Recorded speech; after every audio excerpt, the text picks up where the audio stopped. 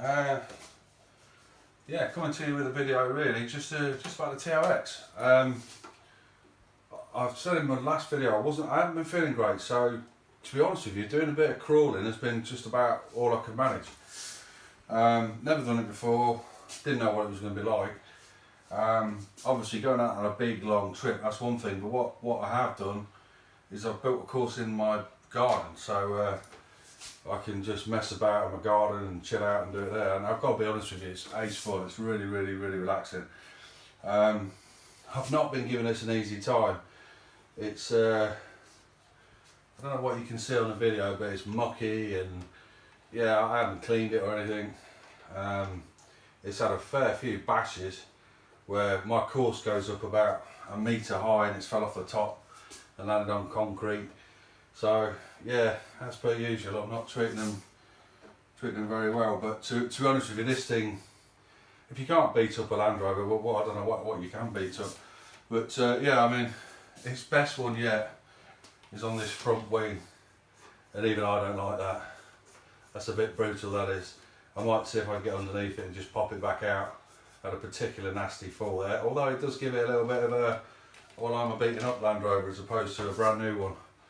But yeah, I have been slowly ordering bits for it, but I've just not been up to doing any of it. So not going to do any of it now, I'm just going to go through what I've got and what I'm doing. I have put a new servo in it. I'll show you that in a minute because I'll take the body off and I don't want to take that off yet. So what I've got here, I'm going to move this back a bit. Got something I've never had before. I heard lots about and never had. A set of bead lock wheels for it. I'm very sort of particular about wheels, and I actually like the wheels that are on it. They're okay, but you need the weight of the proper bead lock wheels for these crawlers to hold them down. I'm learning all this as I go along, so don't take me as an expert on it. But these are quite heavy, and it took me a while to find them. And it turns out you can pay 150 quid for a set of these wheels. And I might like this crawling, but I don't like it that much. And I found these for about 20 quid, and they're exactly the style of wheel that I would expect to see on a Land Rover. Not some blingy flash one. They'll have silly great big wheels on, but on this kind of car, that's sort of out and about doing what it's supposed to do, you'd have steel wheels back in the day. And these are steel, these actually are steel, so they're metal, and I think they're ace looking. They're really nice looking wheels. So you don't glue these, you sort of bolt them together and the tyre squidges in the middle. Haven't got the foggiest how to do that yet, so I've got to learn how to do that. Plus the fact at the moment I've got the tyres on the standard rims glued, so I don't know. As it stands, I'm fairly sure I could just wipe these down and sell them and get decent money for them, put some different tyres on. Lots of people telling me to put them in the oven and all sorts of stuff, but I've got to be honest with you, these haven't seen a great deal of use. I've been using them out in the garden, but to be honest with you, they're pretty much new. I'm sure they'll sell fine on eBay as well, price them right. And that would mean just a new set of tyres. I'd actually prefer to put the new set of tyres on. But yeah, I'll make that decision. You know, we're talking about hours worth of time in the oven, and sometimes it works and sometimes it doesn't, or just sell them for decent money and buy some tyres. The tyres are not as expensive as you would get used to buying on sort of the 1/8 things like the Armour. You know, the tyres are about 20 quid a pair. So yeah, these wheels were less than 20 quid for the full, which I think is a great deal when you start looking at how much I'm spending on that HPI down the bottom there. A set of 4 wheels for that, much more. So yeah, you're probably looking at 25 quid a set for those wheels, and then cheap little plastic ones. So yeah, I'm okay with where we're at with the way things are priced on this. I have got these, so anybody who's not into crawlers won't have a foggiest what they are, which is what I was when I first saw them. these go over the axle, so on the bottom you've got the axles in there, just there, and these basically are covers that go over, and they're weighted, so these are 79 grams. And what you'll find very quickly with these things is the more weight you've got holding it down, the less it tips over. So the idea there is just to put as much weight down as possible. And I have already replaced the standard hexes, which are these ones. I've replaced them with brass ones, which weigh more. I'm just kind of following everyone else's lead really. It makes sense to me to make it heavier at the bottom. So that's what I'm doing. I've got to fit those. I'll do a video of fitting those. Bought a few bits and bobs for it. This neck is just stuff underneath and put it there. It doesn't fit very well. If I'm honest with you, what I've done, and we'll put the video up to show why, is this back had the spare wheel on the back like that, and it looks really smart. It looks great. Unfortunately, every time you come off something, it drops, slides up the bumper, and then gets stuck on the wheel. So in my back garden course, I can test what works and what doesn't, and it was just consistently getting stuck on that wheel. So I've taken that off. I do like the way it looks with it on, but it performs better with it off. So it's off and it looks okay. I think you can probably do something with all this. I'm not sure. The aftermarket for parts on this is enormous. I've never seen anything like it. There is nothing you can't buy 10 different things of. It's just unreal. Even silly little things like these are grey and I've got red ones. There is just nothing you can't buy for it. So I've got a load of sort of scale stuff that fits under this net. I think it's the wrong scale though, it doesn't look quite right. It was only cheap, they're like little toys really. But I'm kind of more interested in how it works than that. So yeah, the wheels are going on, wheel weights are going on. I put all these little fiddly little bits of plastic on as well. If I'm honest with you, I've got to change the bumpers because it gets caught on those as well. I think there's a mod you can do to turn them around and change things and whatnot. But yeah, so we're looking into those. I don't think that'll make the most visual difference is what I've got in this little bowl here. I don't know if they show it on here. I go up close, you can kind of see it. It's a light kit for it. So these are all actual proper lenses in here on the front and back, and in amongst this lot, not that's from the testing. So you've got a circuit board with a whole bunch of outputs on it, and then you've got the front and rear units, which is they've got the right LEDs in the right place for the rear buckets and the front buckets.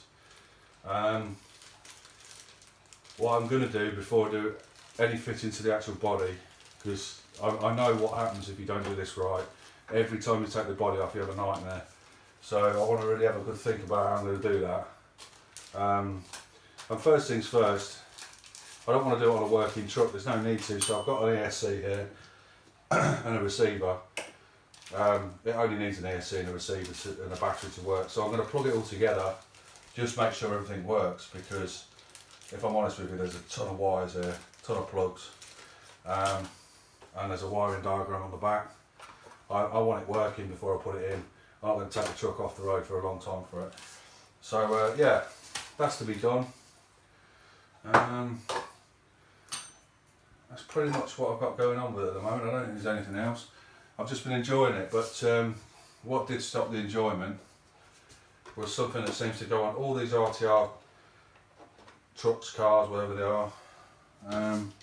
They just seem to put really bad servos in them. So I'll finally take this off. It's just a job to get it back on, that's all. So I mean, this is an absolutely fantastic body. I mean, I can show you now. It's mucked up, it's scratched, but it is a fantastic body. I really, really like this body. It's really good. So well detailed, scaled, everything. It's perfect. So after what felt like about maybe 4 or 5 hours running it in total, no steering. On my research into it, I'm a bit savvy these days. I'm looking at these things because I had such a problem with the armour. All the armour servos go, and I looked into it, and all it was post-built saying the servo's broken.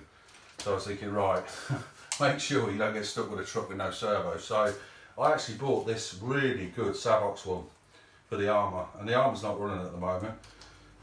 It's still benched. So that's the most expensive servo I've ever bought, I think. But it's absolutely perfect for this truck. If everything works out well, I can show you how quick it is as well. This is the model file as well, because you can't turn the truck on without taking the body off. You can't turn it off either. And believe me, this is a hassle to get on and off this body. So this part is actually separate, sits on the chassis, and you tap it. You tap it, he says. There you go. Don't think that did it. So you tap it. There you go. That button's horrible to use. This seems to do a better job of pushing it on. Also, obviously, you can push it from underneath with the body on. It's a huge. Honestly, it's a lifesaver. So with this, I obviously didn't show anyone what it was like with the standard servo in, but the speed and power on this servo is just through the roof. There's a possibility that it's hitting, but I'm not sure at the moment, so I've got to be careful. It's not being run much. I've just got to be careful it's not hitting underneath. It doesn't look like it is, but compression does weird things to things, and I think it's just hitting here when it's on full compression. And unfortunately, they don't make it easy to do the endpoints on the Traxxas, so I've got to do the endpoints as well. I don't know why, but that's steering miles off.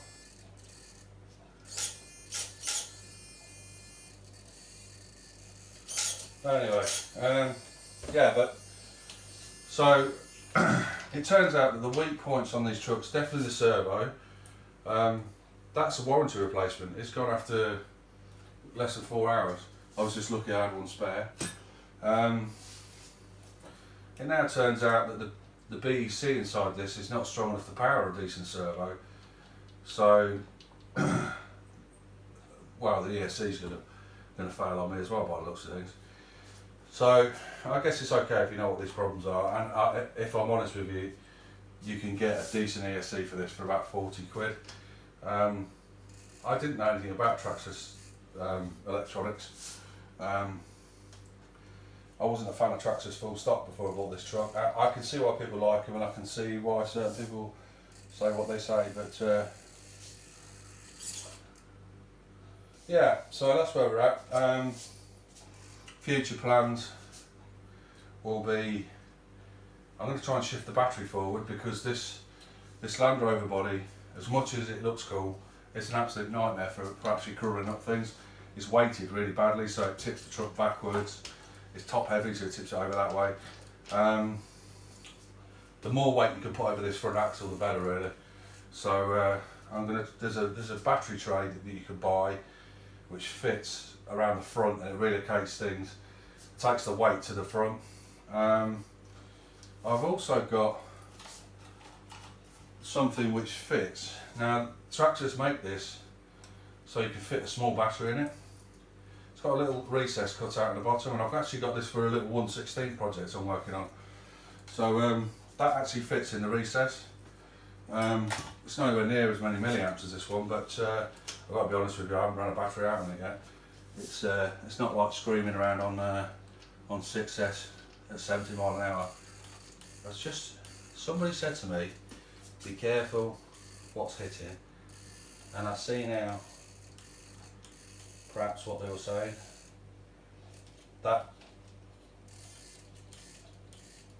is actually hitting on full compression. I don't know. Turn there. Yeah, it is hitting. guess that's limiting us to travel, isn't it? Yeah, like I said, I'm learning as I go along with this thing. It's not actually limited on full travel. It almost looks like it's limiting it in the middle. But I'm going to order a different horn. That was just one I had hanging around. But yeah, so I'm really enjoying this truck. It's really, really enjoyable to own. I can cope with a servo go, that's not a problem. It's just a really nice thing to own. I really like it. Also, I like it enough to be able to look into the sport, which I was going to look into before I bought this. And it looks like that's delayed into the UK, which is a shame, because it's basically a simplified version of this truck. But yeah, so this has been a great introduction to trail trucks and crawling. Really enjoyed it. And yeah, so I know it's not what my channel's really normally about, so I just thought I'd run over what I was doing with it. Can't put these on, got any tyres for them. I like it, I'll put that in whenever. I don't want to take this truck off the road. As soon as these things come off the road, they're difficult to get back on again. You put them to one side and you don't come back to them. And I like having this about just to mess about with in the garden. So yeah, small jobs, one at a time. That's about it really. You can see this lovely body I've got for the DRX. I've already done a video on this. It's worth sitting around for. And as far as the DRX goes, I stripped the spur on it and I've got a steel spur for it, so that needs to go in. Again, don't want that out of action too long. I haven't driven it for a couple of weeks because I did that. So yeah, it's back to the bench time. I've not been feeling great for well over 2 weeks now, but it's time to crack on. So yeah, that's my update on this. As I do things to it, I shall make some videos. And if you're not into crawlers, don't watch them. There'll be somebody out there that's into them, because I know plenty of people are. I can see why now I've got one. But yeah, I haven't got the fast stuff either, so I've got to get some of these faster cars back out again. But this is great fun to mess about with. I recommend it to anyone. Really good fun truck. Okay guys, well, thanks for watching. Take care.